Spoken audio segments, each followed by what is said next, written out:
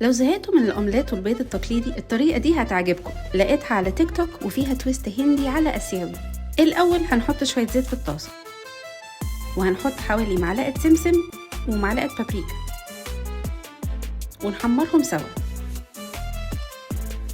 هنحط بعد كده شوية بصل أخضر يتحمروا برضو، نكسر عليهم بيضتين ونسيبهم يستووا شوية،